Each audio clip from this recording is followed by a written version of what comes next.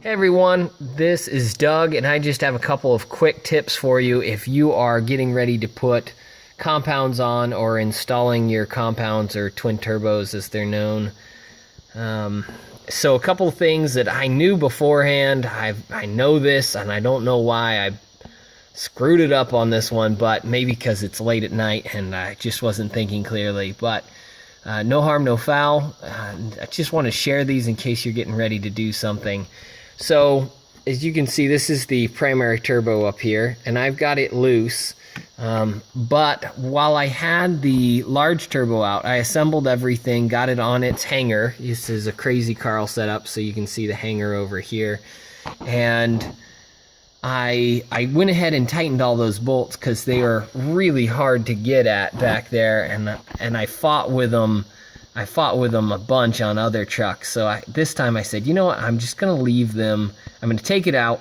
I'm going to have this all tightened up when I put it in there. And that way I won't have to fight with them. Well, that's great in theory. But what it does, and this is what I wanted to show you. So this is sitting exactly where it should be, according to the primary and according to the secondary. And this is a port matched. So we port matched the hot pipe to the S475 down here. So I went ahead and lined everything up where it should be, and yet you can see the nice gap there. Just give it a good little view there for you. So that's kind of the tip that I wanted to give. If you are trying to use a Crazy Carl setup, it won't be so bad because, as you can see here, this mount is flexible. So you can use the V-band clamp to just go ahead and suck these two together, and then go back down and loosen the oil drain bolts, and that'll probably give you a little bit. It can release some of the tension that's on this guy, as you suck it together. But if you haven't port matched everything, leave those lower bolts just a little bit loose, because then you can kind of help out everything by having this guy loose so that he can flex just a little bit to line up where you need him. Have this guy loose and have your big turbo just a little bit. It's resting on that oil drain tube, which has got the support. It kind of hangs everything on that in a Crazy Carl setup. So if you do that, just remember those guys can be a little bit loose, but they still have to be fairly snug because it's keeping your big turbo from getting away from you.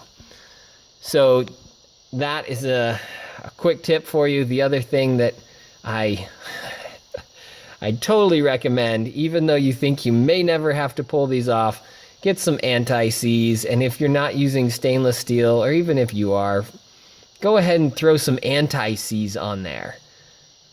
That'll just save you so much trouble. And third tip for you, as you can see here, I don't have the CHRA. I'm just using the hot pipe side of this. So rather than having to fight the CHRA and the compressor housing out here, I've got everything stripped down. If you're using new turbos, it's so easy. They just come out just without any trouble at all. If you're using used turbos, like this is a Super B that we've run, you're going to have to fight with it. And if you are fighting with it, please be careful. As you're pulling these out, it's easy to bend the exhaust wheel. Because if this thing is at an angle when it pops loose, it can hit it with enough force to bend that exhaust wheel. I know because I have 3 or 4 bent exhaust wheels out of these guys. So just a couple quick tips there. Hopefully that saves somebody some hassle.